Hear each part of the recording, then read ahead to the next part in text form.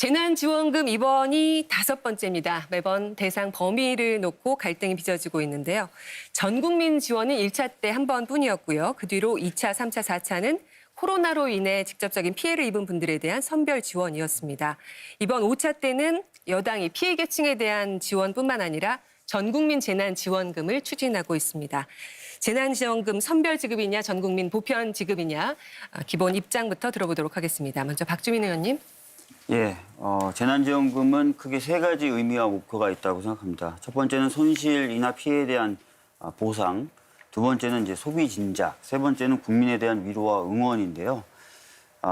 고소득층은 피해본 것이 없다, 그래서 줄 필요 없다 그러면 사실 두 번째와 세 번째를 무시하는 것이고요. 고소득층에게 주는 것은 피해 없는 사람에게 주면서 소비 진작 효과가 약하다라고 얘기하면 세 번째에 대해서 무시하는 것이 됩니다. 이 3가지 목표를 골고루 감안한다면 전 국민 지급이 올바른 정책이라고 생각하고요.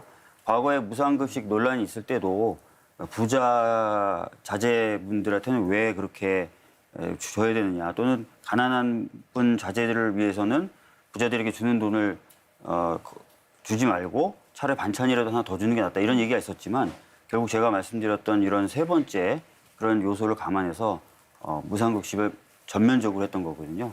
그거와 마찬가지라고 생각합니다. 네, 주혜진 의원님 어떻습니까?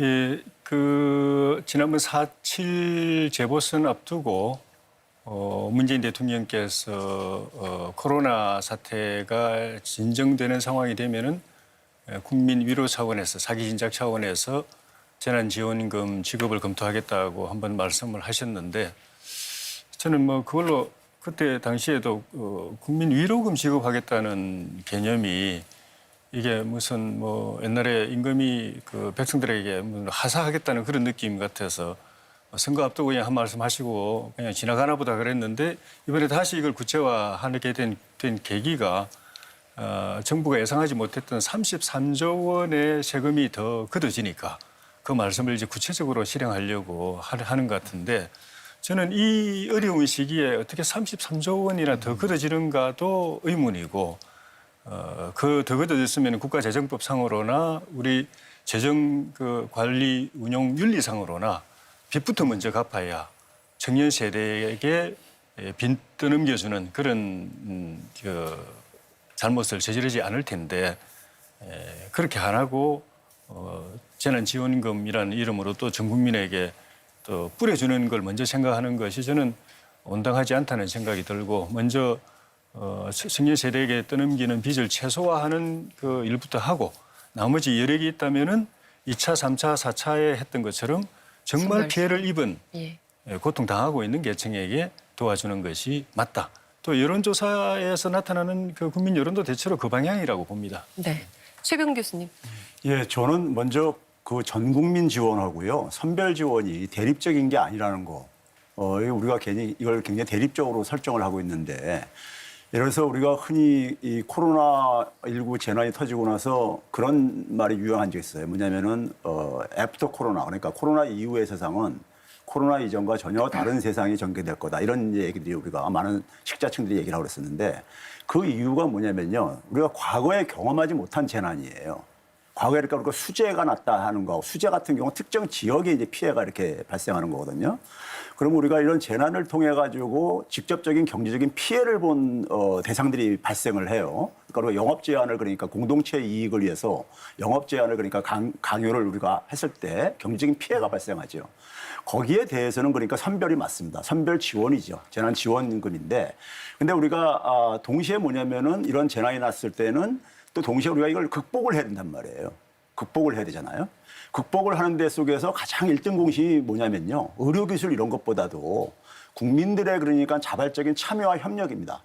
우리가 K방역이 우리가 굉장히 성과를 거둘 수 있었던 것도 시민들이 그러니까 자발적인 참여와 협력이 뒷받침됐기 때문에 가능한 거고, 그걸로 인해 가지고 우리가 경제적인 이익을 굉장히 많이 봤어요. 지난해 그러니까 우리가 가장 경제적인 피해가 적은 나라였었고, OECD 국가 중에서요. 지금도 경제 회복이 굉장히 빠른 이유도, 그리고 이제 개방을 유지하면서 우리가 방역을 성공할 수 있었던 것이 시민들의 그러니까는 이 자발적인 참여와 협력의 결과거든요.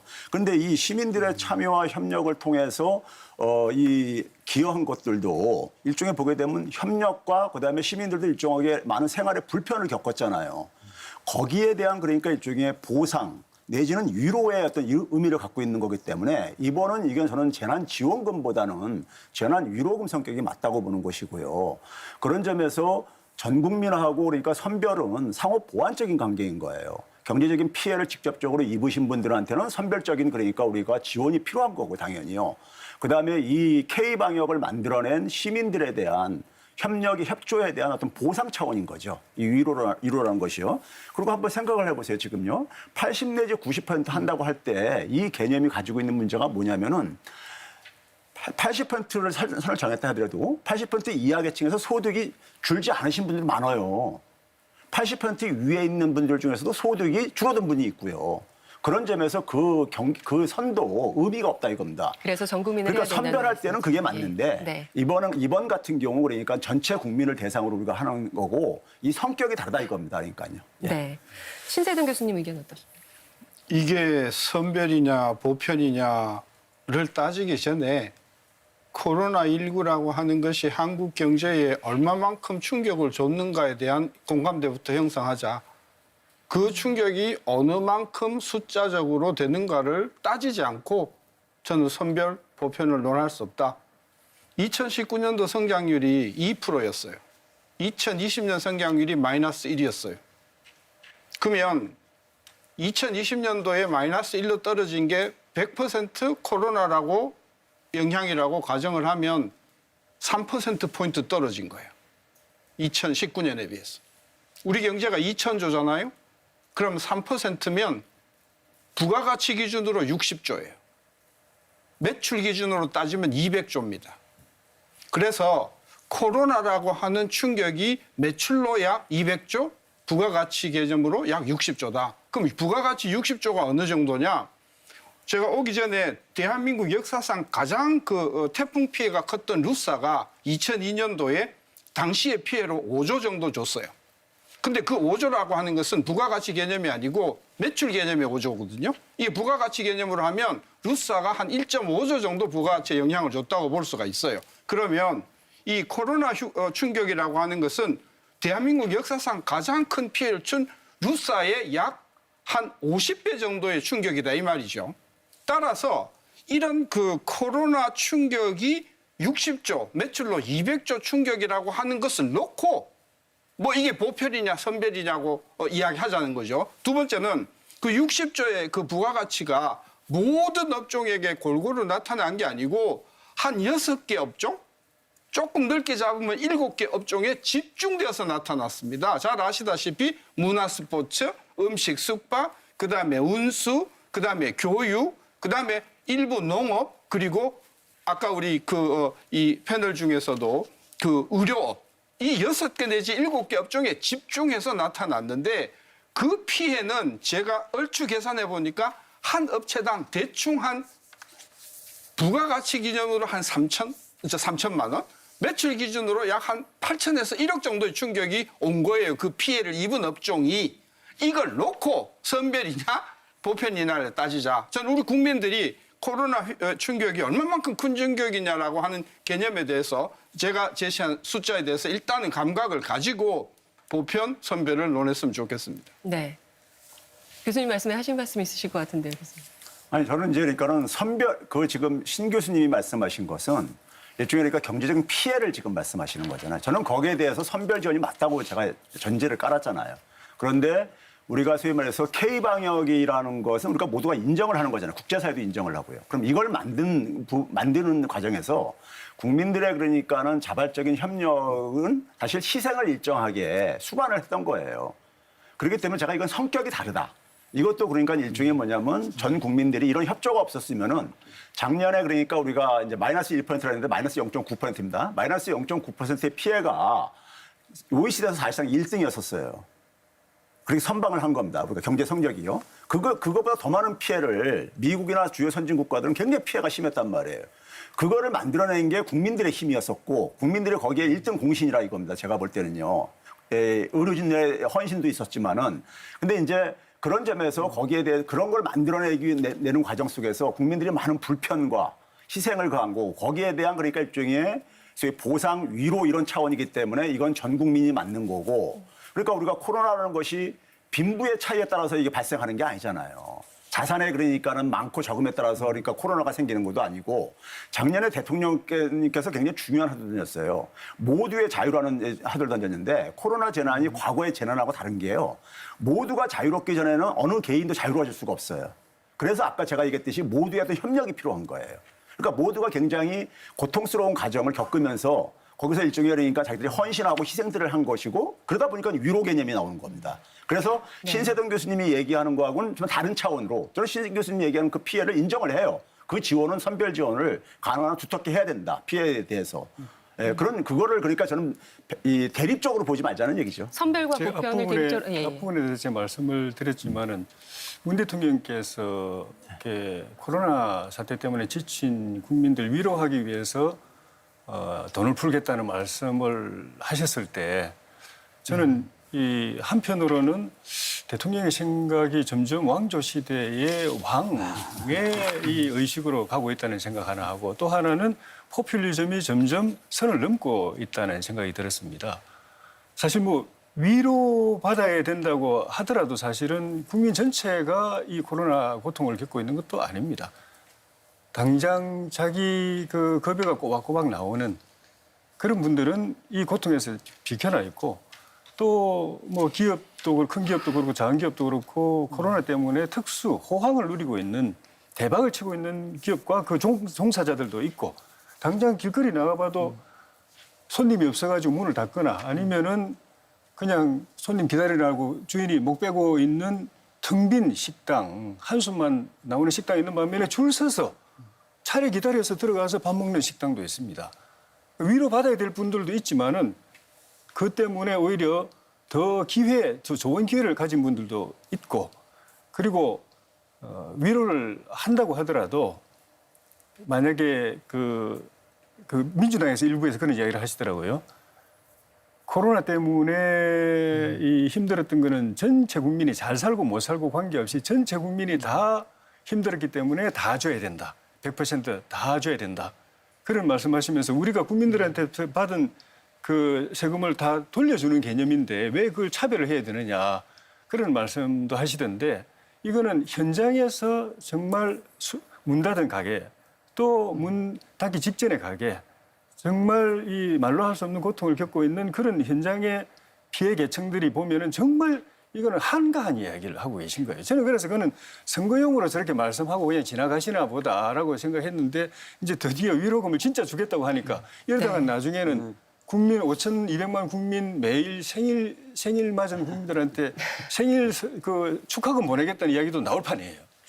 여기서 스톱해야 됩니다. 위로금이라는 단어를 너무 좀 뭐 폄훼라고까지는 안 하겠지만 약간 좀 잘못 평가하고 계신 것 같습니다. 저희가 뭐 위로라는 단어를 쓰고 또 응원 뭐 이런 말을 썼지만 아까 최백은 교수님이 말씀하신 대로 현재 우리 사회가 이제 코로나19를 막아내기 위해서 코로나19로 인한 피해를 최대한 줄이기 위해서 사실 가난한 분이든 또 부유한 분이든 다 같이 노력하고 있고 다 같이 희생하고 있는 부분이 있습니다. 그것을 통해서 아까 말씀하셨던 대로 굉장히 좋은 성과들을 좀 낳고 있는 거고요. 또 앞으로도 이런 노력들이 좀 지속돼야 될 필요가 있습니다. 그러려면 이 공동체로서의 어떤 연대성 이런 것들이 좀 강조돼야 될 필요가 있고요. 그런 것들을 차곡차곡 좀 쌓아 나가야 될 필요가 있는 것입니다. 그런 차원에서 선별적 지원이라고 하는 부분은 정책적으로 좀 안 맞는 부분이 있다고 생각을 하는 거예요. 그리고 아까 또 최병 교수님 말씀하셨지만 소득 하위 뭐 70%면 70%, 80%면 80%라는 선을 그었을 때도 70%나 80% 밑에 있는 분 중에서도 사실 소득이 안 줄었거나 오히려 좀 증가한 분들도 계실 수 있는 거고요. 그 위에 뭐 20%나 30%에 계신 분들조차도 소득이 준 분도 계실 거예요. 그래서 선을 그렇게 쫙 긋는 것이 이 구별의 기준으로서 지급의 기준으로서 과연 타당한가 이런 생각도 드는 거죠. 그 두 가지 제가 지적하고 싶은데요. 코로나 1년 반 정말 스트레스 많이 받았어요. 그리고 저 개인적으로도 소득이 작년에 비해서 한 80% 줄었어요. 저 작년까지만 해도 종합소득세 내던 사람인데 이번엔 종합소득세 환급을 해준다 하더라고요. 제가 바라는 거는 정말 대한민국 국민의 코로나 방역에 힘드신 국민들의 위로를 원한다면 제가 만약에 청와대에 있었다고 하면 앞으로 코로나가 종식될 때까지 국민이 원하는 마스크를 무제한으로 주겠다. 전 그것만큼 필요한 게 없다고 생각해요. 그다음에 이번에 제가 친척 한 분이 외국에 나가는 거예요. 근데 그 외국에서는 검사를 해야 된대요. 근데 검사도 아무 데서 다 되는 게 아니고 딱 정해진 몇 개 검사를 받아야 돼요. 검사료가 얼마냐? 16만 원이에요. 그거 왜 받죠? 국립의료원에서 하는 건데. 그러니까 국민 위로를 이야기하면서 실제로 위로하고는 아무 상관없는, 그래서 이제 정치권에서는 이게 포퓰리즘이라는 이야기가 나오는 것이다. 국민 위로 필요합니다. 국민 위로 필요하고 코로나 국민 위로를 정말 정부가 심각하게 생각한다고 하면 저는 마스크부터 공급을 했어야 되고, 마스크를 사는 데 들어간 돈의 영수증이 있으면 작년 3월서부터 제가 작년 초에 코로나 그 마스크 때문에 굉장히 힘들었어요. 예, 그 부분은 여기서 마무리했으면 제가 조금만, 좋겠고요. 네, 예. 그 시간이 이렇게 되면 주제를 하나도 못 다루게 돼서 재난지원금 지금 1차 때는 전국민 재난지원금이 있었고 2차, 3차, 4차는 선별 지원이었습니다. 1차부터 4차까지 재난지원금을 이렇게 보시면서 이런 정도의 경제적 효과가 있었다는 부분에 대해서 분석하는 게 다 다르실 것 같은데 일단 어느 부분부터 얘기 좀 들어볼까요? 제가 일단 할 차례니까. 먼저 말씀해 네. 주세요. 예. 그 앞에 이제 그러니까 조 의원님이나 이제 신 교수님이 얘기하는 걸 저는 반대하지 않아요. 그 제가 아까 얘기했잖아요. 그러니까 피해를 본 분들, 지금 피해에 대한 이 보상이 부족하죠. 그리고 못 받으신 분들도 많고요. 이건 선별을 해야 되는 거예요. 찾아내야 되는 거죠. 정부가 노력을 해야 되는 건데 제 얘기는 다른 성격으로 그러니까 우리가 기여하거나 피해를 보신 분들도 있다는 거예요. 그러니까요. 아까 얘기했듯이 K방역이라는 거 만들어낸 거는 우리나라 5,200만 국민들 다 같이 그러니까 힘을 합친 결과라고 이거는요. 그러니까 두 가지가 같이 갈 수 있다고 생각하지만 두 가지가 같이 가기가 어렵다는 그러니까 그걸 부분이잖아요. 잠깐만 경제적으로 선별과, 직접적인 피해를 본 분들을 부정하는 것도 아니고 그것만 그러니까는 그래서 우리가 2차, 3차, 4차는 그렇게 그분들을 대상으로 저는 그게 좀 부족했다고 보는데 그걸 한 거라고 생각이 드는 거고요. 이번 성격은 다르다. 이게 성격이요. 그다음에 이제 이 결과를 이제 봤을 때요. 지난해 선별 지원 같은 경우는요. 아무래도 그러니까는 그 지원에 대한 어쨌든 간에 경제적인 비용을 이제 정부에서도 걱정할 수밖에 없다 보니까는 충분히 안 됐어요. 안 되다 보니까는 예를 들어서 이런 거였었습니다. 우리가 자영업자들을 예를 들었을 때 자영업자들의 피해는 두 가지 측면에서 발생을 합니다. 하나는 뭐냐면 고정 비용 같은 경우 임대료라든가 이런 이제 고정 비용에서 발생을 하고요. 두 번째는 뭐냐면 매출 감소에서도 발생을 해요. 그냥 대개 정부가 선별로 지원해 준 것은 대개 고정 비용의 그 부담을 지원해 준 측면이 강한 겁니다. 그래도 그러다 보니까는 통계적인 수치가 제가 이건 작년 내내 제가 이거 계산하고 올해도 1년치를 제가 계산을 해봤는데 우리가 이래서 지난해 1차 전국민 지원할 때요. 전국민만 한 거 아니었었습니다. 전국민 플러스 선별을 했었어요. 그 당시에도 자영업자라든가 그다음에 뭐냐면은 뭐 프리랜서라든가 이런 분들과 지원을 해줬었습니다. 그러니까 전국민과 선별을 같이 했던 때였었는데요. 이때 하고 그다음에 이제 우리가 4분기, 1분기 때 4분기하고 올해 1분기 때가 이제 주로 2차, 3차, 4차가 이제 지원됐는데 이걸 보시게 되면요. 가계소득 증가율이 지난해 그러니까 전 국민을 했을 때 같이 했을 때가 3.5%였었습니다. 가계 평균 소득 증가율이요. 반면에 2차, 3차, 4차 할 때는 1.1%, 3분의 1도 안 됐었어요. 그다음에 뭐냐면은 자영업자들에만 소득 증가를 제가 계산을 해봤어요. 그거는 더 벌어집니다. 지난해 1차 때 지원했을 때는 8.2% 평균이요. 반면에 2차, 3차, 4차 할 때는 1.8%만 안 증가했어요. 그리고 뭐냐면은 정부가 이제 그러니까는 이 재난지원금을 지원을 한 그 소득 효과를 제가 또 분리해서 계산을 해봤어요. 해봤는데 가장 적게 지원받은 게 하위 20%예요. 가장 많이 지원받으신 분들이 상위 20에서 40%더라고요. 왜 그런 일이 일어났냐면은 하위 20%는 주로 뭐냐면 자영업에 종사하시는 분들이 연령층이 높으신 분들이 많습니다. 근데 이분들이 대개 뭐냐면은 그 사업자 등록증 없이 이렇게 하시는 분들이 많아요. 그러다 보니까 지원이 못 받은 거예요. 그래서 평균을 굉장히 깎아먹은 겁니다. 반면에 상위는 우리가 자영업자들 그러니까 소득이 그러니까 다 신고가 안 되는 부분이 있다 보니까는 상위 계층들도 굉장히 그러니까 지원받으신 분이 많이 있는 거예요. 그러니까 실질적으로요. 그러니까 이제 선별이 그러니까는 소위 말해서 경제적인 효과 면에 있어서는 그렇게 성공한 것이 아니에요. 성공한 것이 아닙니다. 그런 점에서 이제 그러니까 우리가 이거는 그러니까 통계청에서 수치를 들여다보면 이제 우리가 파악할 수 있는 거기 때문에요.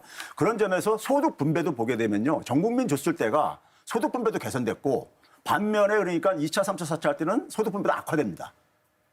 그러니까 우리가 소위 말해서 선별이라는 것이 어려운 사람한테 두텁게 지원한다는 이런 논리였었는데 실제로 그렇게 안 됐다 이겁니다. 왜 안 되냐면요. 안 되냐면 우리가 KBS에서 그 2월 달에 그 뉴스 보도 단독 보도로 보도한 적이 있었어요. 그 당시 뭐냐면 2차 선별 지원할 때 위기 가구에 대해서 그러니까 정부가 예산 편성을 해가지고 지원한다 했는데 당시에 뭐냐면 다 이제 종료하고 난 다음에 보니까는 한 32%가 정부가 그러니까 예상했었던 보건복지부가 예상했었던 그러니까 위기 가구에 대해서 한 32%가 집행이 안 됐어요. 왜 안 됐느냐? 증빙을 못 해가지고. 이거 네네. KBS 9시 뉴스에 나왔던 겁니다. 그래서 전 국민은 지원이 필요하다. 그렇게 해서 보완을 해줘야 된다 그렇죠. 이런 얘기인데. 제가 말씀 먼저 드리려고 했었으니까 정부나 여당에서 1차 재난지원금의 효과로 이야기한 게 가구별 소득이 늘어났다. 두 번째는 업체의 그러니까 가계 소비가 늘어나면서 업체 매출이 늘어났다. 세 번째가 이제 소득 재분배 효과가 있었다. 이걸 내세우고 이번에 5차 재난지원금을 전국민 재난지원하러 이렇게 하면서도 또 똑같은 얘기를 또 하고 있는데 가구별 소득 증가는 좀 교수님 인용하셨듯이 3.5%입니다. 예. 그러니까 100만 원 소득이 있었던 가구에서 3만 5천 원이 늘어난 거예요. 국민들이 우리 이 정부 지원으로 소득이 났네라고 느낄 수 있으려면은 100만 원 가구 같으면 30만 원, 50만 원, 100만 원 정도는 늘어나야 이게 정부 지원 때문에 우리 소득이 늘어났다고 생각하지. 3만 5천 원 늘어난 거. 보통 한 만약에 300만 원 같으면은 10만 원, 300만 원 그 수입이 있는 가구에 10만 원 늘어난 정도거든요. 그건 국민들이 전혀 체감하지 못하는 소득 증가. 두 번째는 이제 소비 증가하고 일부 매출 증가가 있는데 그거는 그 재난지원금이 사용 가능한 특정한 제한된 업종에서만 증가가 있었던 것이고 매출 증가가 있었던 것이고 나머지 업종들 특히 이제 비대면 업종, 대면 서비스 업종들 같은 경우에는 전혀 그 도움을 못 받았어요. 그리고 소득 재분배 효과라고 하는데 소득 재분배 효과가 있으려면은 하위 계층들한테 많이 주고 상위 계층들한테 주지 말든가 아니면은 조금만 줘야 되는데 전 국민 똑같이 주니까 이거는 소득 재분배가 아니라 오히려 역진 현상이 생겨버리는 거예요. 그래서 그런 논리라면은 그건 타당하지 않다. 의원님이 지금 아니 제가 교수님 말씀에 제가 반론하는 게 아니고 제가 정부 여당의 논리가 그러니까 제가 조금 보완해서 설명을 드릴게요. 500만 원 가지고 3만 5천 원이 늘었다 이런 식의 이제 예를 드시는데 가구 전체 평균입니다. 그럼 가구에는 뭐냐면 1,000만 원이 넘는 사람들도 있고 소득이 60만 원대 있는 사람도 있고요. 이게 다양하단 말이에요. 거기에 그러니까 1,000만 원이 소득인 사람한테는 3.5%면요 35만 원이 늘은 거예요. 그러니까 이게 평균으로 이게 그러니까 3.5%인 것이지. 그게 이제 간의 기별도 안 가는 거죠. 아니 소득이 그러니까 분모가 크면 있잖아요. 아까 100만 원을 기준으로 3만 5천 원뿐이야 이렇게 얘기를 하시는데 왜 30만 원 정도 증가해야 되지 않느냐 이렇게 하면 분모가 크면요. 분모가 크면 그러니까 커질 수 있는 거고요. 두 번째 소득 재분배를 우리가 얘기할 때요. 많이 쓰는 게 상위 20%하고 하위 20%의 우리가 소득이 격차잖아요. 그 격차가 통계청에서 발표하는 거 아시잖아요. 거기 보시게 되면은 실제로 그러니까 왜 그러면 전 국민 할 때가 하위 계층들은 소득이 이게 작다 보니까는 전 국민을 주게 되면 그게 증가 효과가 굉장히 큰 거예요. 상위 계층은 1,000만 원이 넘는 사람한테는 그러니까 30만 원 줘봤자 그게 3%뿐이 안 되는 거예요. 안 증가 효과가 있는 거예요. 그러다 보니까는 전 국민이 당연히 그러니까는 소득 분배 효과가 클 수밖에 없는 거예요. 네. 신 교수님 얘기 듣겠습니다. 제가 숫자를 보여드릴 텐데 이게 이해가 잘 됐으면 좋겠습니다. 코로나로 정부가 본격적으로 재난지원금 뭐 보편이든 선별이든 지원하기 시작한 게 작년 3월부터입니다. 2000년 네, 알고 3월부터. 있습니다. 예. 효과에 대해서만 좀 효과에서. 예. 그러면 코로나 들어가기 전인 1분기의 소비가 명목 소비가 작년 재작년에 비해서 8.4조 줄었어요. 1분기가. 그러니까 코로나 들어가기 직전에. 그러면 2분기에는 본격적으로 지금 뭐 전 국민 보편 선별 막 지원이 되기 시작했잖아요. 2분기의 소비 지출이 그 전에 비해서 8조 7천억이 줄었어요. 그러니까 1분기에는 8조 4초째 줄었는데 본격적으로 재난지원금이 지급되었음에도 불구하고 명목 이 최종 소비는 8조 7천억 줄었습니다. 2분기에. 네. 워낙 효과가 어렵기 없죠. 때문에. 그다음 3분기가요. 8조 줄었어요. 네. 4분기는요. 13.5조 줄었어요. 무슨 이야기냐면 2020년도에 작년에 전체적으로는 약 50조에 해당되는 선별 보편 섞어서 지급을 했음에도 불구하고 소비 지출은 1분기나 2분기나 3분기나 4분기나 상관없이 약 그 전에 비해서 8조 정도 줄었다. 결론적으로 뭐냐? 명목 최종 소비는 보편, 그다음에 선별, 재난지원금이 본격적으로 50조 정도 작년에 지급이 되었음에도 불구하고 숫자적으로 안 나타나고 있다. 그거예요. 네. 박 의원님 하시면 네, 뭐 여러 가지를 좀 말씀드려야 될 것 같은데요. 첫 번째는 아까 이제 최백운 교수님이 뭐 이번 재난지원금은 좀 성격이 다르다 이렇게 말씀하셨는데 이번에도 이제 소상공인들에게 또 700만 원 정도씩 또 지원 같이 나갑니다. 전국민 아직 확정되진 재난지원금, 않았지만, 예. 전국민 재난지원금만 나가는 게 아니라요. 예, 예. 항상 이런 식으로 이제 투트랙으로 나가왔다는 것을 다시 한번 말씀을 드리고요.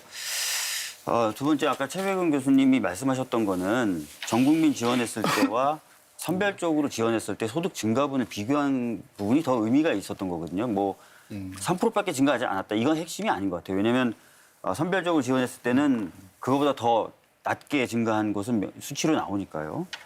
세 번째로 지원을 해도 대면을 하는 영업이나 또는 뭐 대표적인 여행업 같은 거겠죠. 이런 것들은 증가하지 않았다라고 하는데 이제 KDI가 1차 재난지원금에 대해서 분석한 결과를 보면 이런 표현이 나오더라고요.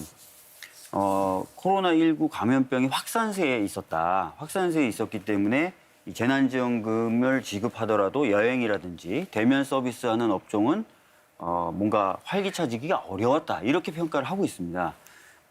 다른 말로 말씀드리면 지금은 이제 백신 접종이 꽤 이제 빠른 속도를 내고 있고요. 그래서 이번에 이제 재난지원금이 8월이나 9월에 지급되면 제 생각에는 코로나 확산세가 좀 줄어들면서 이번에는 이제 여행업이라든지 대면업도 전과 다르게 좀 활성화될 수 있지 않을까 이런 생각이 듭니다. 그리고 신 교수님께서 작년에 이제 재난지원금을 뭐 전 국민을 대상으로든 선별로든 지급했지만 소비 매출은 8조 정도 줄었다 이런 말씀하셨는데 이렇게 또 생각해 볼 수 있을 것 같습니다. 전 세계적인 경제의 상황이나 또 우리나라 이제 여러 가지 상황을 놓고 봤을 때 그럼 지원을 안 했다면 얼마나 더 줄어들었을까? 이것도 또 생각해 봐야 되는 문제인 것 같습니다. 네. 좀 전에 제가 한 말씀만 더 드리면은 정부가 보편 지원을 하면서 전 국민에게 똑같이 주면서 소득 증대 효과라는 걸 이제 기대를 했던 거는 모든 가구가 다 이 소득이 좀 늘어날 것에 의미를 둔 건 아닙니다. 왜냐하면 소득에 여유가 있는 계층들이 상위 계층은 여유가 있기 때문에 그 돈은 사실은 세 발에 피거든요. 없어도 그만, 있어도 그만인데 그래도 그 사람들한테까지 예외 없이 주는 거는 그 돈 쓰라고 하는 거거든요. 그걸 가지고 경기를 좀 더 살려보려고 하는 것인데 그 효과가 신세동 교수님 말씀하신 것처럼 별로 없었던 거예요. 일부 계층, 일부 업종에만 국한되고 나머지 업종들은 효과가 없었던 거예요. 그러니까 예. 2차에서는 소득, 돈이 보편적으로 다 이게 줘봐야 이게 소비 증가로 크게 연결이 안 되니까 그 코로나 피해를 겪고 있는 사람들에게 직접적으로 돈을 주자. 그 매출 감소라든가 네. 또 그 피해에 대해서 보전될 수 직접적으로 주자라고 이제 발상이 바뀌어 가지고 2차부터는 그렇게 선별 지원을 했던 것이거든요. 그건 방향이 맞았던 거예요. 네, 여기서 이번에도 예. 저는 그렇게 가야 된다고 봅니다. 네, 여기서 저기 시기 문제를 한번 짚고 넘어가자. 아까 박 의원님이 그 얘기를 했어서 예전과는 이렇게 지원했을 때 효과가 다를 것이다. 작년과 올해 지원하는 전국민 재난지원금을 지급했을 때 어떤 그 파급 효과가 다를 것이다라고 보시는 거잖아요. 올해는 그죠? 그 부분에 대해서 시기적으로 말씀하셨던 예. 부분이 이제 그 대면을 주로 하는 그런 서비스업이나 이런 부분이 타격을 제일 심하게 입었는데 재난지원금으로도 특히 전국민 재난지원금으로도 그런 피해가 회복되지는 않더라라는 말씀을 국민의힘 의원님들이 많이 하십니다. 그래서 그 이유에 대해서 좀 설명을 드린 거예요.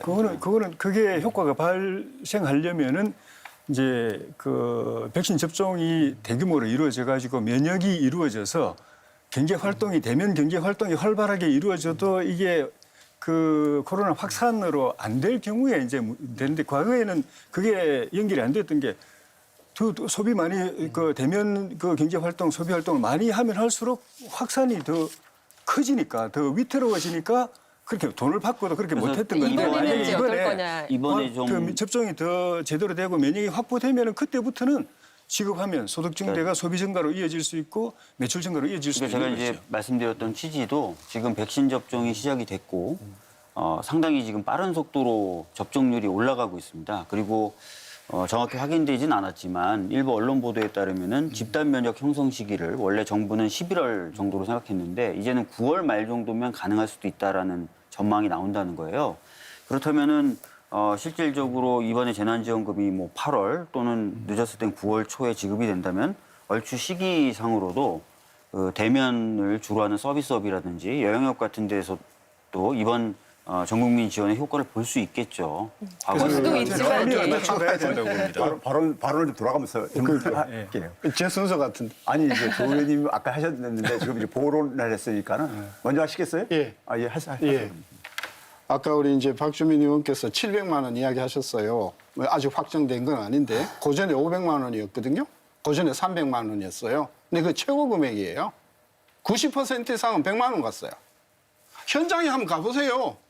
자영업자들이 얼마나 지금 격노해 있냐면 100만 원 같으면 이거는 전혀 위로가 되는 게 아니고 오히려 분노를 유발한다는 거예요. 제 추정에 의하면요. 음식업의 경우에 한 업체당 평균 부가가치로 얼마가 손해가 났냐면 1,300만 원 손해가 났어요. 작년에만 1,300만 원, 금년까지 합하면 더 크겠죠.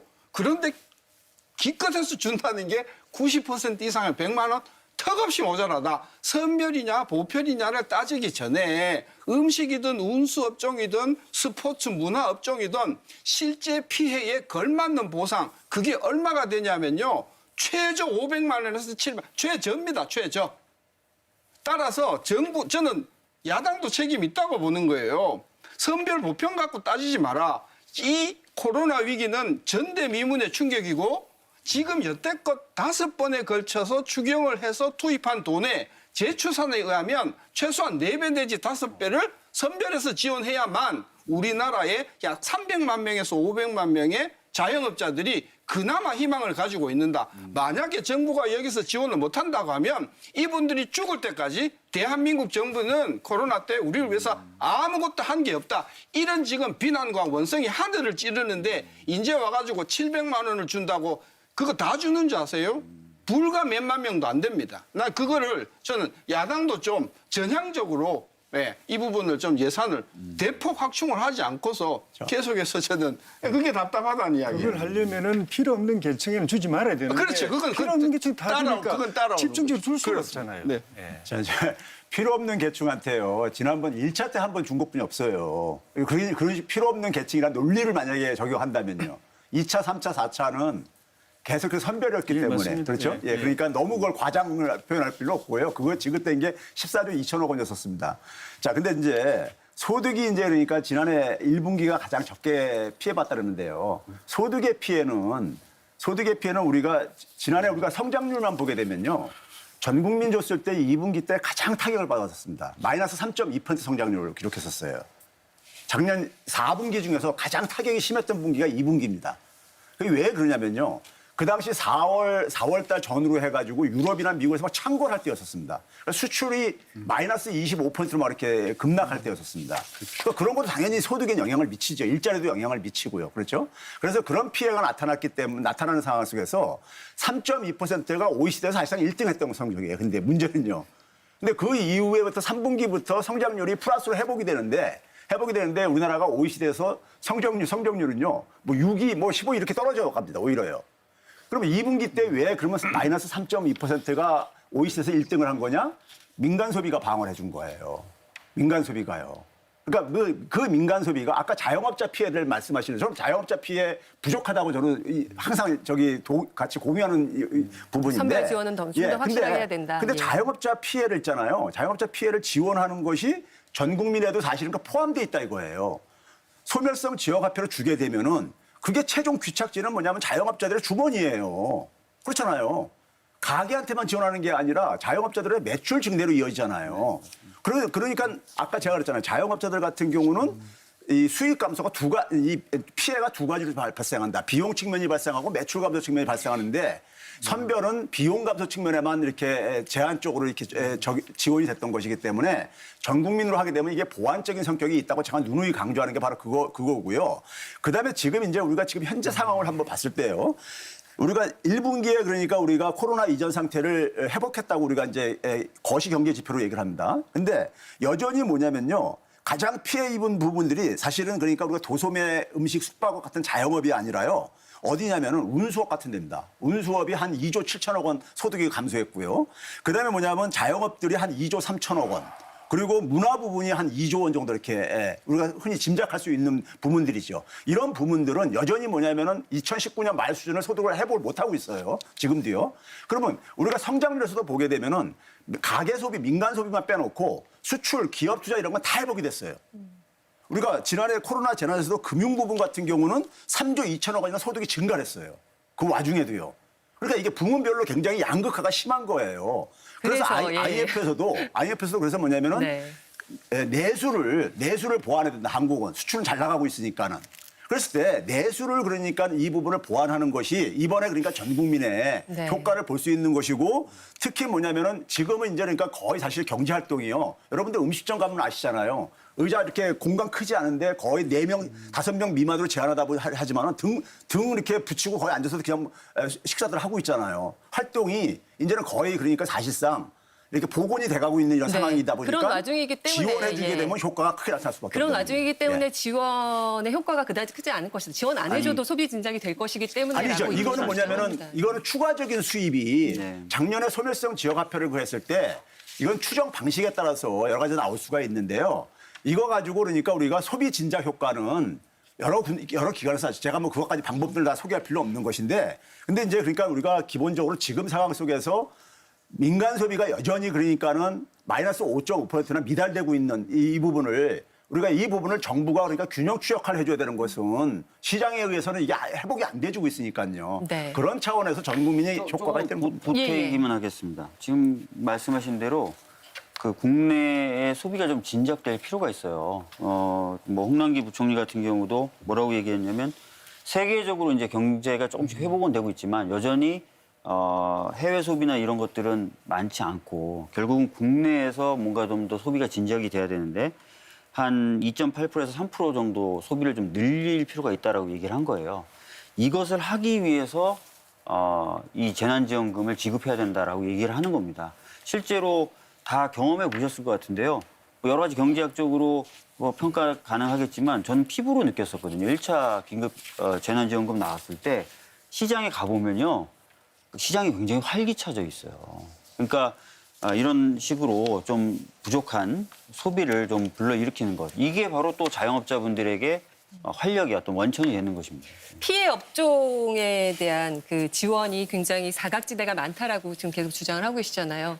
그 부분을 조금 더 잘 봐가지고 더 적극적으로 그쪽에 돈을 몰아줘야 된다라고 계속 얘기를 하시는 거잖아요. 예. 네, 일단 그 1차 재난지원금 전 국민 지원해보고 이게 아니다라고 생각해서 여야 정부가 같이 합의해서 2차부터는 이제 직접 피해를 당하고 그 피해가 회복이 안 되는 재난지원금 가지고는 회복이 안 되는 그런 계층을 딱딱 이제 찾아내 가지고 선별적으로 지원하기 시작한 게 2차가 의미가 있었고 그러니까 또 3차도 그렇게 했고 금액을 더 늘렸고 또 4차도 그렇게 했고 그 과정에서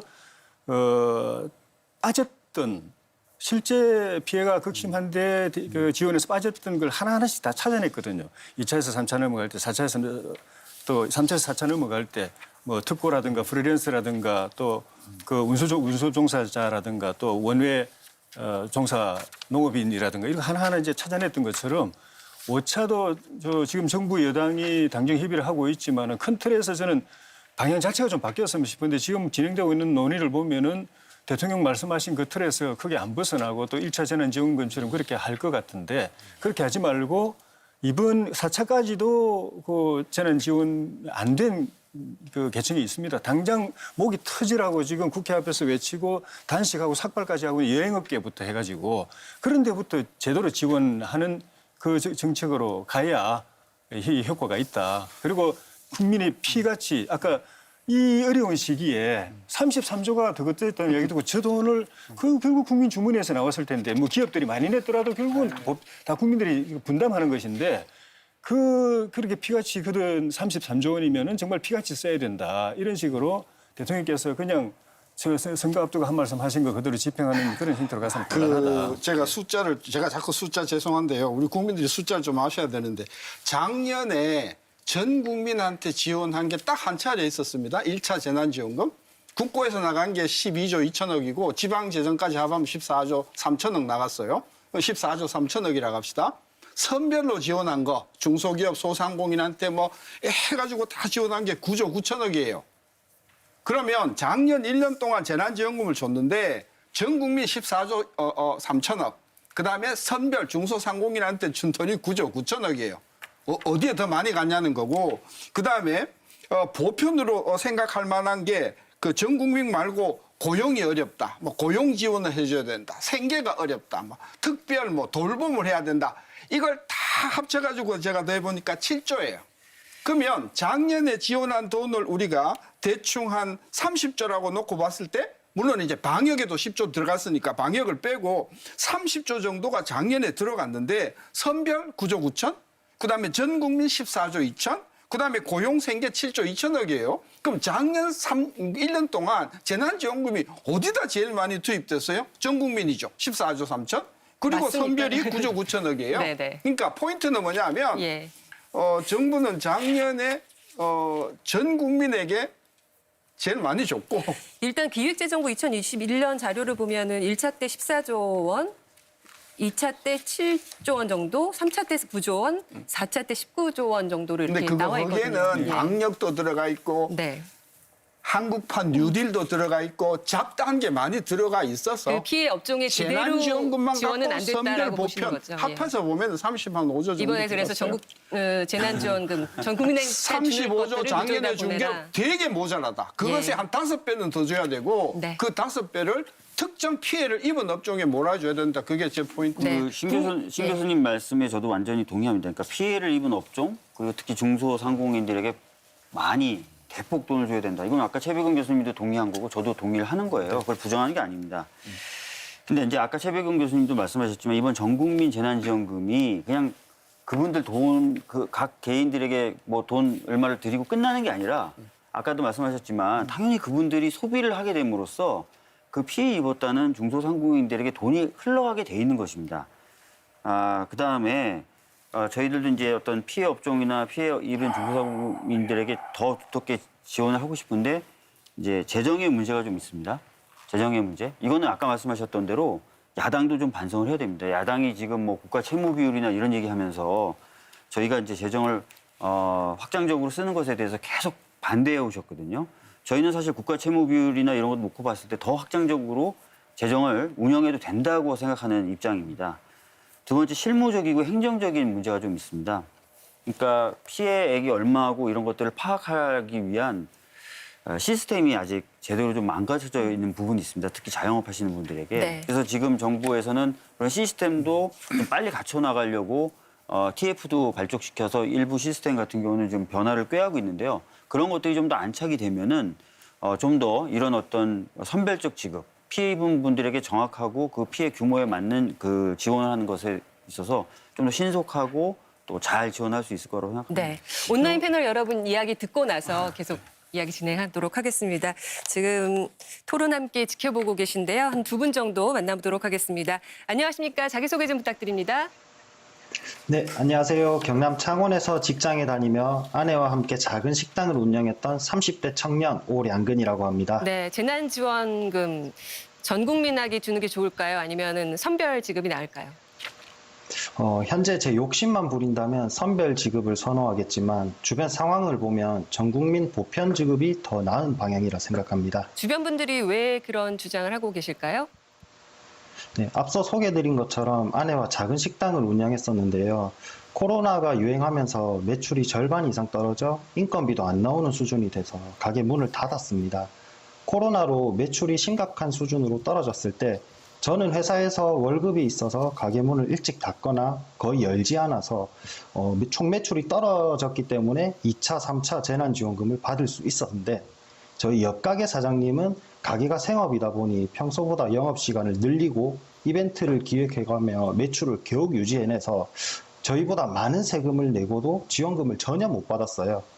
이렇게 필요한데도 지원금을 못 받는 사람들을 여러 보게 되니까 기준을 어떻게 잡아야 하나 문제를 실감하게 됐고 전국민 재난지원금이 더 바람직하다고 생각하게 됐습니다. 네, 사각지대를 분명히 느끼신 것 같은데요.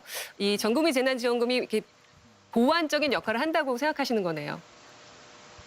네, 맞습니다. 그리고 돈을 잘 버는 사람이라고 해도 개인적으로 어려움이 있을 거고 개개인의 상황을 정확하게 체크해서 돈을 지급할 수 없다고 생각합니다.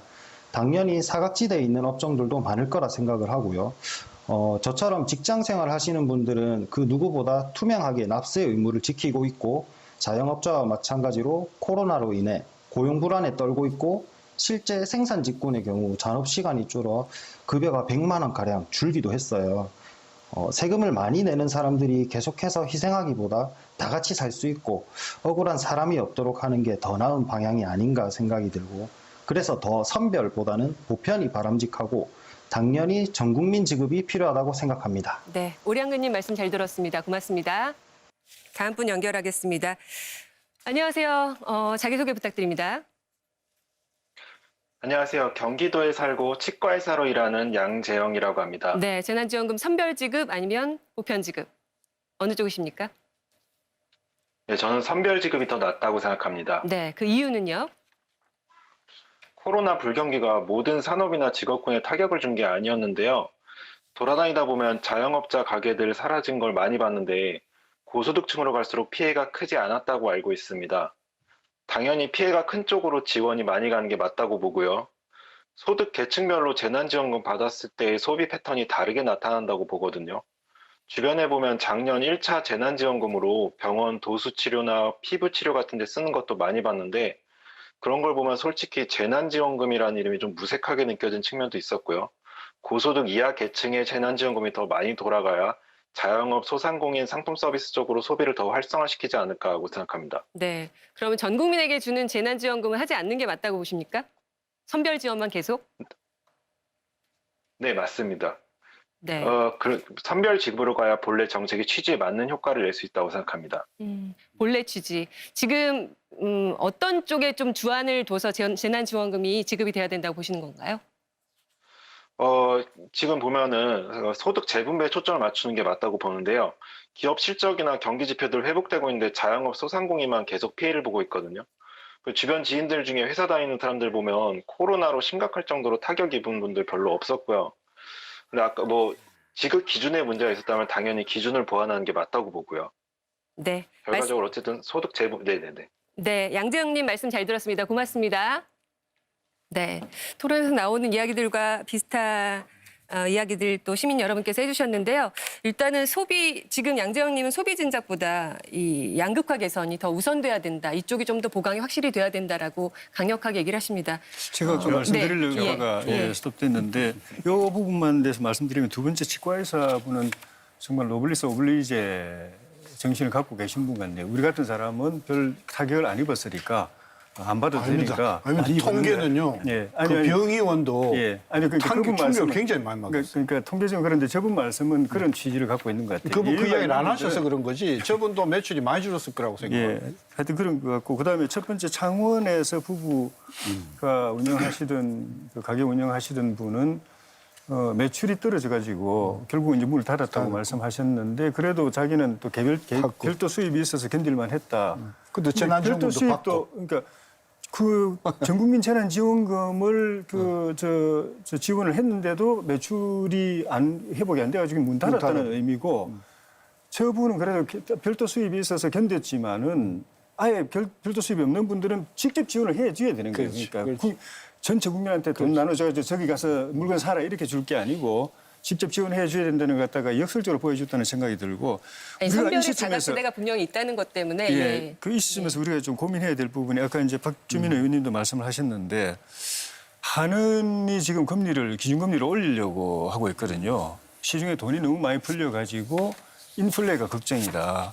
지금 부동산도 거품, 주식도 거품, 가계대출도 지금 엄청난 거품이 있는데 이 상태로 조금 더 가면은 인플레가 곧 닥쳐가지고 큰일 날 수 있다. 그러니까 빨리 시중에 있는 돈 걷어 가야 된다. 그래서 기준금리 올리겠다는 걸 거의 기정사실로 하고 있는데 지금 정부는 돈을 풀겠다는 거거든요. 물론 이제 하느니 독립기관이라고 하지만은 정부 내에서 서로 협의를 하는데 이렇게 하느는 네, 재정 정책에 네. 대한 우려가 찬반 양론이 있는 것 정부하고 같습니다. 이렇게 예. 완전히 엇박자가고 있는데 저는 그 하는 총재, 하는의 방침이 이 시점에서는 좀 타당한 거 아닌가. 그래서 이 33조 원이 들어오면은 그거는 우선 빚 갚는데 우선 쓰고 또 청년 세대에게 빚 떠넘기지 않도록 하고 여유분이 되면은 꼭 필요한 고통받는 계층에게 선별 지원하는 게 맞다. 제가 당정 협의할 때 비전문가니까 먼저 좀 거병하여로 좀 말씀드리고. 협의를 좀 해주셨으면 좋겠어요. 네, 박 의원님. 자, 이번에 하는 총재가 연내 이제 금리 인상을 시사했어요. 시사하면서 그 이후로 뭘 들었냐면 가계빚 부담이 계속 늘어나는 것을 방치할 수가 없다. 그 다음에 자산 시장이 과열되고 있다. 이렇게 얘기를 하고 있어요. 그러니까 이걸 불균형이라고 보는 거죠. 그러니까 빚을 내서 자꾸 이제 부동산이나 뭔가 자산을 자꾸 사는 이 흐름이, 그래서 이 흐름을 잡기 위해서 금리를 인상할 수 있다라고 얘기를 한 거예요. 그러니까 우리가 보통 아는 어떤 그 인플레 우려를 잠재우기 위해서 금리를 인상하겠다 이런 취지로까지는 안 보이고, 특히 하는 총재가 자기가 그렇게 말을 하고 나서 뭐라고 얘기했냐면 긴축 모드로 들어가는 건 아니다. 여전히 완화적인 기조를 유지할 것이다라고 얘기를 했고요.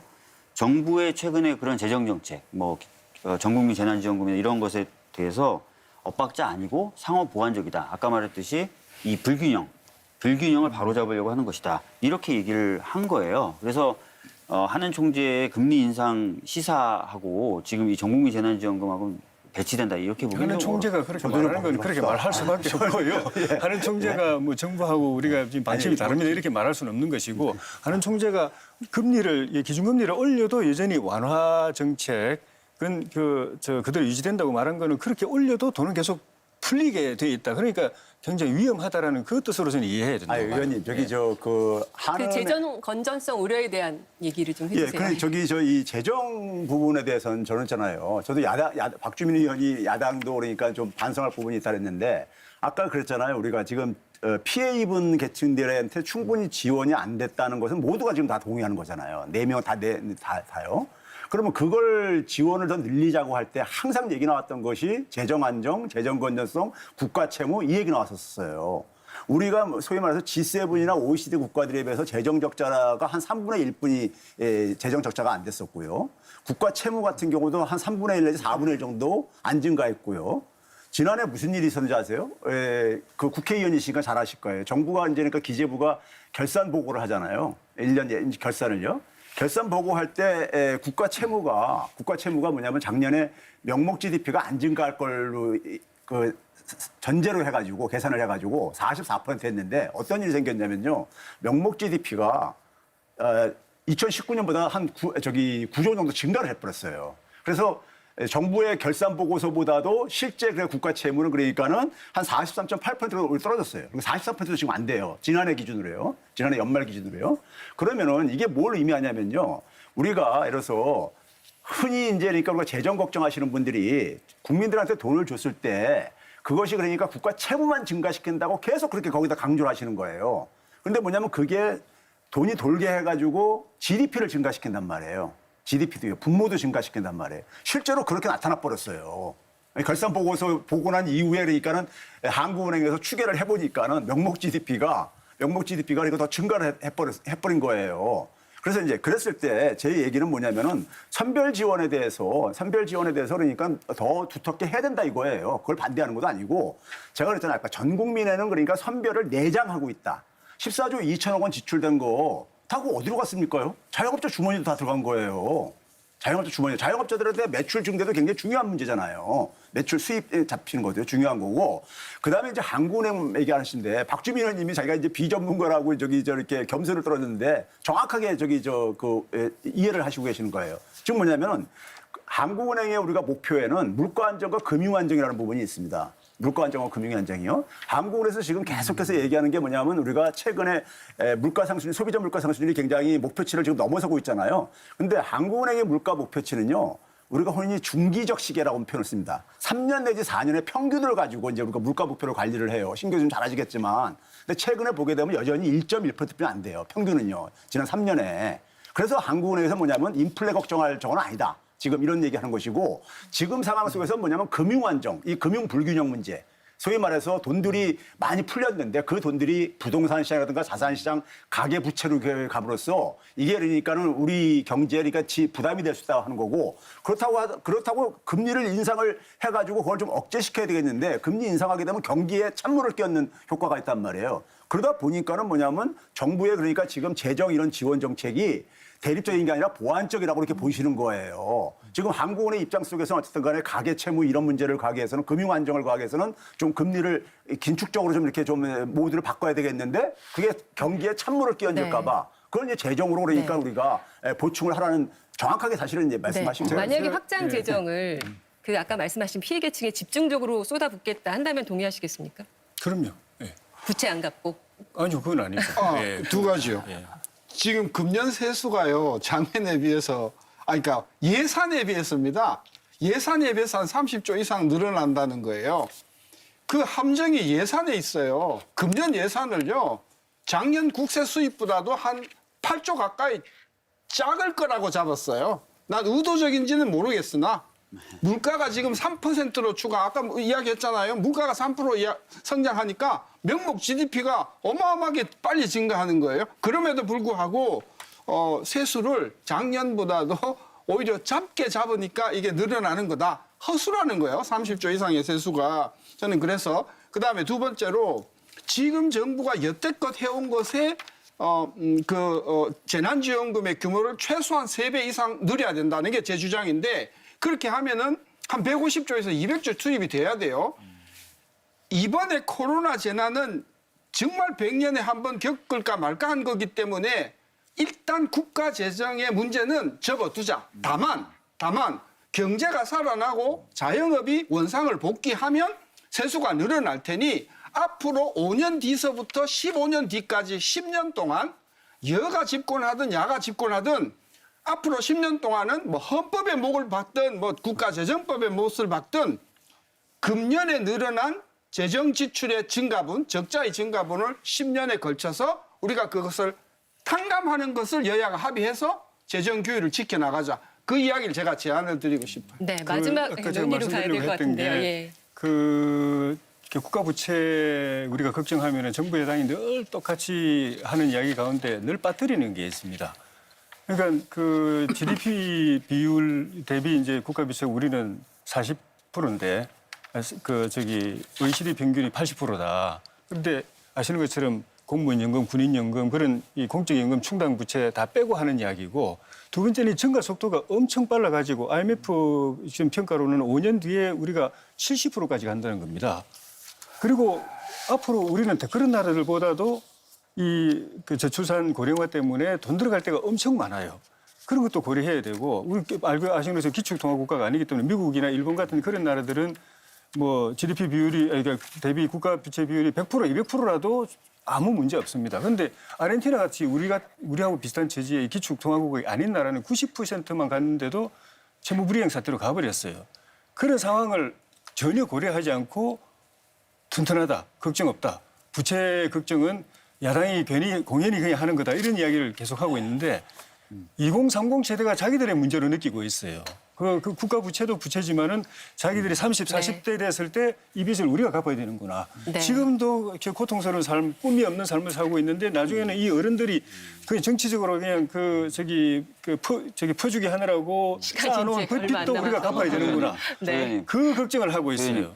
신 교수님이 지금 이 상황을 극복하기 위해서 150조에서 200조를 써야 된다라고 말씀하셨던 게 뭐냐면요. 굉장한 위기라는 거고요. 지금 이걸 써서 극복을 하는 것이 오히려 청년 세대들 또 우리 서민들 위해서는 더 낫다는 거예요. 그걸 전제로 150조, 200조 정도는 쓰자고 얘기하시는 거예요. 네. 그래서 지금 뭐 저희가 재정을 확정적으로 쓰면은 국가 빚이 좀 늘어나니까 그게 청년들에겐 부담이 되니까 쓰지 말자라고 얘기하시면 저는 오히려 이렇게 생각이 돼요. 그러면 지금 뭐 자영업자 다 망하고 공장 다 망하고 회사 다 망하고 네, 그 정도로 그러면 하시죠. 이게 예. 어떻게 되냐 게 아니고 이거예요. 네. 여유가 생각지 않았던 33조 원이 들어왔으면 그중에 일부는 국가재정법에도 그렇게 되어 있으니까 빚 갚아서 청년 세대들에게 떠넘기지 않도록 하면서 나머지 가지고 꼭 필요한 계층, 고통받는 계층에게 집중적으로 주자. 네. 자, 근데 알겠습니다. 일단 의원님이 국회의원이면 이제 예산을 지금 다루고 재정 업무하잖아요. 정책과 그래서 부분은 재정을 제가 여기까지만 얘기할게요. 얘기들을 근데 듣고요. 아까 지금 또 지금 이제 마무리할 시간이 진짜 됐어요. 연금 충당 부채를 말씀을 하시는데요. 네. 우리가 지금 이제 최 교수님, 일반 최 교수님. 예. 진짜 마무리를 해야 될 시간이 그러니까요. 됐어요. 제가 잠시만요. 마지막 지금 여당이랑 이제 당정 협의가 계속되고 있잖아요. 다음 주에 결론이 날 거잖아요. 5차 재난지원금에 관해서 어떻게 결론이 날지에 대한 방향들을 말씀해 주셔야 돼요. 박 의원님. 네? 사실 이제 100% 되는 걸로 언론 갑니까, 지금? 보도를 보도 보면은 내용으로 처음에는 70 이렇게 얘기했다가 지금 또 80 얘기가 나오고 한간에 이제 다른 언론의 경우 뭐 90 얘기도 나오고 있습니다. 그래서 이제 조금씩 이제 그 당과 정부가 논의하면서 방향이 좀 바뀌고 있는 것으로 보여지고요. 지금 당 내에서 굉장히 좀 이견은 있지만 좀 많은 의원들은 전국민 재난지원 쪽으로 가야 된다라는 입장이어서 이 입장을 계속 전달하고 있거든요. 그래서 조심스럽게 전망을 하는 겁니다. 조심스럽게 전망을 하는데 전국민 재난지원금이 지급될 가능성도 있다. 일단 이렇게 좀 말씀드리겠습니다. 국회 논의는 어떻게 진행될까요? 예, 돈 받는 거 싫어할 국민이 없음에도 불구하고 44%인가 국민들이 전국민 재난지원금 주지 말고 필요한 사람한테 주자라고 이야기하는 굉장히 의미가 있다고 생각이 들고 그중에 일부는 아예 이게 주지 말자라고까지 이야기하는 분들 그거는 정부가 좀 귀담아 들어야 된다고 생각하고 꼭 필요하다면은 그러니까 그 여력이 있다면은 고통받는 계층에게 집중적으로 많이 주자. 그다음에 그 소득 하위 이 분위를 가지고 자르려고 한다면은 진짜 소득 하위 뭐 10%, 20%, 30% 정말 어려운 계층에게 집중적으로 주자. 지금처럼 70%에서 100% 사이 왔다 갔다 하는 그 논의는 저는 정말 정치적인 선거 목적의 포퓰리즘이라고 생각합니다. 네, 최 교수님 어떤 이거 마지막 정리 발언입니까? 아닙니다. 아니에요? 정리 발언이 있고요. 네. 이번 5차 재난지원금 결론이 어떻게 나야지 가장 국민한테 효과적일까요? 저는 뭐 앞에서 쭉 얘기했듯이 전 국민하고 선별은 상호 보완적인 관계다. 이 보완제라고 말씀을 드리고 싶은 건데요. 이게 이제 우리가 한번 봐보세요. 팬데믹이라는 것은 우리가 과거에 경험하지 않은 건데 팬데믹은 말 그대로 그러니까 우리가 수입이라든가 소득 이런 거와 관계없이 그러니까 이게 많은 사람들 모든 사람한테 영향을 미치는 거란 말이에요. 그래서 이게 단순한 돈의 문제가 아니라는 것이 자 봐보세요. 미국이 전 세계에서 달러를 찍어내는 나라예요. 근데 그 달러를 찍어낼 수 있는 힘이 팬데믹을 극복하는데 아무 도움이 안 됐잖아요. 예? 미국이 가장 피해를 많이 입은 나라입니다. 그러니까요. 달러를 찍어낼 수 있는 그러니까 그 달러라는 돈이라는 것은 경제적으로 피해 입은 사람한테 지원하는데 보조수단은 될지라도 결국은 뭐냐면 팬데믹의 피해를 종합적으로 피해를 최소화시키려면은 전체 국민들의 그러니까는 좋게 말하면 협조고 희생, 헌신이 필요한 거예요. 거기에 대해서 그러니까는 거기에 대해서 공동체가 거기에 대한 배려라는 것은 당연히 필요한 것이고 그러니까 소상공인들만 피해를 입은 게 아니라 경제적인 피해를 입은 게 아니라 많은 분들이 거기다 헌신을 했잖아요. 그러면 그 상황 속에서 이게 제가 그래서 돈의 문제가 아니라 철학의 문제다 이렇게 보는 것이고 그래서 그렇게 됐을 때 그러니까 우리가 팬데믹을 접근하는 것은 선별이라는 것은 경제적 피해에 우리가 초점을 맞추는 거라면은 이번에 하는 것은 그러니까 우리가 국민들에게 대한 저는 예의인 거예요. 정부가 보여주는요. 그리고 그게 실제로 또 보게 되면은 전 국민이라는 것은 선별을 내장한 것이기 때문에 자영업자들한테 이게 지원 효과도 자연스럽게 나타난다. 그래서 이걸 대립적으로 잠깐만들 이해들 하시는데 지난해 전 국민 지원한 거 다들 자영업자 주머니로 들어갔어요. 그런 점을 그러니까 국민들도 좀 이해를 해줬으면 좋겠습니다. 네, 신세동 교수님 마무리 발언 합쳐서 마무리요? 하실 말씀을 해주시면 혹시 빼놓은 점이라든가 꼭 강조할 부분. 네. 재난지원금은 정부가 지난 1년 반 동안 지급한 것에 3배에서 5배는 돼야 된다. 150조에서 200조는 돼야 된다. 당연히 국가 재정이 문제가 된다. 따라서 여야가 합의를 하고 선별적으로 피해를 많은 업종에 집중해서 몰아주고 그리고 이번 코로나로 늘어난 재정의 부담분은 앞으로 10년 동안 의무적으로 재정법이든 헌법이든 개정을 해서 못을 박아서 앞으로 늘어난 200조를 매년 20조씩 어디에서 어떻게 의무적으로 줄여나가겠다는 재정 준칙을 여야가 합의해서 마련을 하고 그 돈을 가지고 집중적으로 선별 자영업자에게 저는 줘야 돼. 그러지 않으면 500만 자영업자가 앞으로 대한민국의 심각한 경제적인 어떤 짐으로 부담으로 작용할 것이다. 네.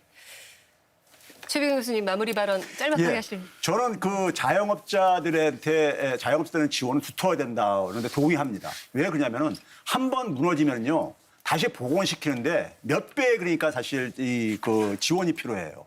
그러니까 한 번 그러니까 폐업을 하고 나면은 그게 그러니까 경기가 살아난다고 해서 다시 그러니까 쉽게 열 수 있는 문제가 아니에요. 그래서 문 닫기 전에 그러니까 충분히 지원을 해줘야 되는 건 맞습니다. 맞는 것이고요. 그렇게 하려면은 국가 재정을 굉장히 우리가 유연하게 우리가 이럴 때는 그러니까 우리가 지금 전시 재정이라고 생각해가지고 운영을 해야 되는 것이고요. 그런 점에서 전 국민 같은 경우도 자영업자들도 굉장히 이걸 선호하는 이유가 자기들 수입에 도움이 되기 때문에 그런 거거든요. 그런 점에서 좀 이것을 좀 대립적으로 끌고 가지 마시고 좀 보완적으로 좀 이제 우리가 이해를 할 필요가 있다 이렇게 좀 네. 강조하고 싶습니다. 조 의원님 아주 짤막하게 죄송합니다. 네. 예, 국민 피 같은 세금을 걷어서 줄 때는 주인한테 돌려준다는 생각을 해야지 내 돈 가지고 뭐 시에 베푸는 듯이 생색내거나 하지 말아야 되고 선거에 이용하지 말아야 되고 혈세를 선거에 이용하는 거는 저는 정치적 횡령이고 배임이라고 봅니다. 그리고 다음 세대에게 빚 넘겨주는 떠넘기는 그런 무책임한 일을 하지 않고 그 원칙 하에서 명분에 집착하지 말고 뭐 전국민 재난지원이 이런 도구마에 매달려 가지고 꼭 필요한 사람에게 그 제대로 지원이 안 가는 그런 정책 하지 말고 네. 정말 고통받는 사람들에게 예. 제대로 돕는 그 정책으로 갔으면 좋겠습니다. 네. 박 의원님.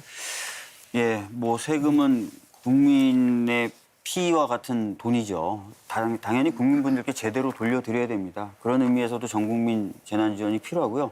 아까 최백은 교수님이 말씀하셨던 대로 전국민 지원과 선별해서 피해받은 분들 두텁게 보장하는 것 상충되는 게 아닙니다. 같이 가는 겁니다. 그래서 저희는 확장적으로 재정을 좀 운영하고 싶고 그렇게 하는 것이 오히려 장기적으로 봤을 때 훨씬 더 좋다는 말씀을 좀 드리도록 하겠습니다. 네.